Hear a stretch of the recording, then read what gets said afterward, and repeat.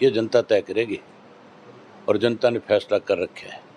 इस सुशील गुप्ता का तो बहुत बढ़िया इलाज करेगी। इंडिया गठबंधन बेईमानों का टोला है।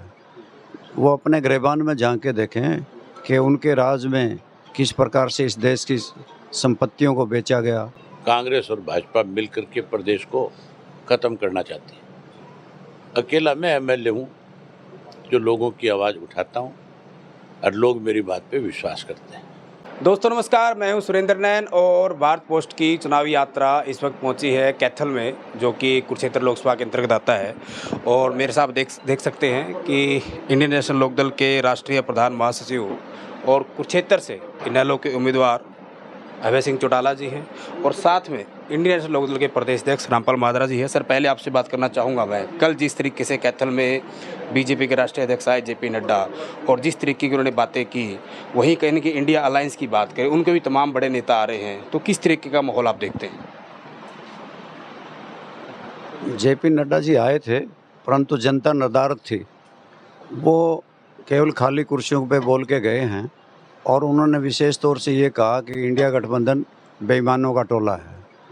वो अपने गिरेबान में झांक के देखें कि उनके राज में किस प्रकार से इस देश की संपत्तियों को बेचा गया। रेलवे बेच दी गई, हवाई अड्डे बेच दिए गए, बंदरगाहें बेच दी गई, बैंक बेच दिए गए, बीमा कंपनियां बेच दी गई। और ये देश को बिकते हुए ये हिंदुस्तान की जनता देख नहीं पाएगी और भारतीय जनता पार्टी को पटकनी देगी।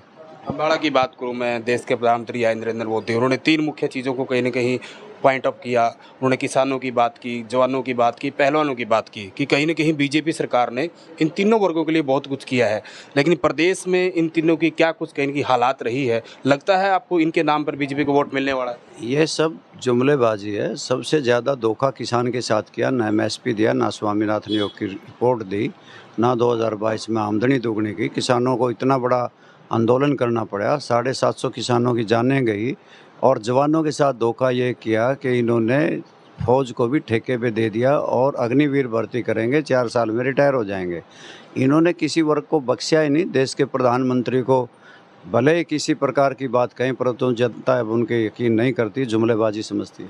माधर साहब, वैसे तो आपकी पूरी जिम्मेदारी पूरे प्रदेश की है, लेकिन मैं कैथल, क्योंकि आपका गृह जिला है, बात करूं तो कितने आप आश्वस्त हैं मार्जिन को लेकर? बहुत शानदार प्रदर्शन करेंगे और कैथल जिला में जिस प्रकार के प्रोग्राम हुए हैं उनसे लगता है कि अभय सिंह चौटाला अच्छी लीड लेंगे।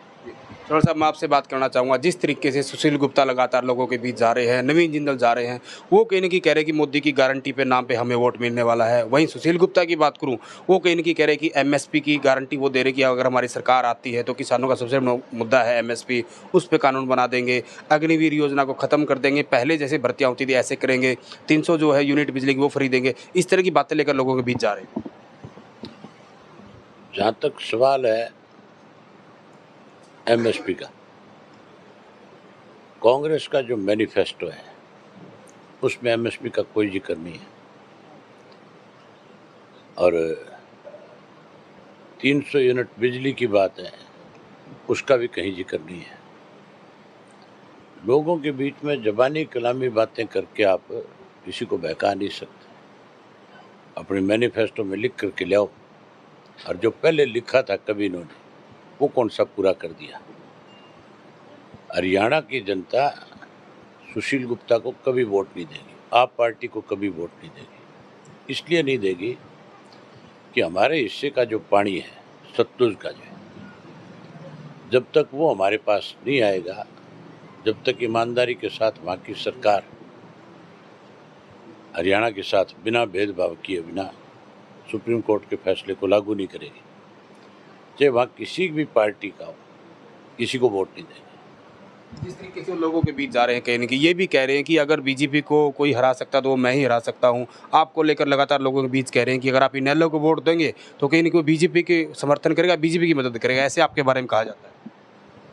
कोई भी उम्मीदवार खड़ा है वो ये कह देगा कि मैं तो हार रहा हूँ, वो ये कहता है मैं तो जीतूंगा। यहाँ बहुत सारे फार्म भरे हुए हैं, मेरे ख्याल 33 के करीब हैं। मैं कहता हूँ मैं जीतूंगा, आप उन 32 से जाकर पूछो, वो कहेंगे हम जीतेंगे। ये जनता तय करेगी और जनता ने फैसला कर रखा है। इस सुशील गुप्ता का तो बहुत बढ़िया इलाज करेगी। इसका जिस ढंग से इसने लोगों के बीच में झूठ बोलना शुरू किया है, जिस ढंग से इन्होंने हमारा पानी रोका है, इनका देखा नहीं रोड शो करते फिरे हैं। आपने इनकी सभाएं नहीं देखी, क्या हालत है इनके विचारों की।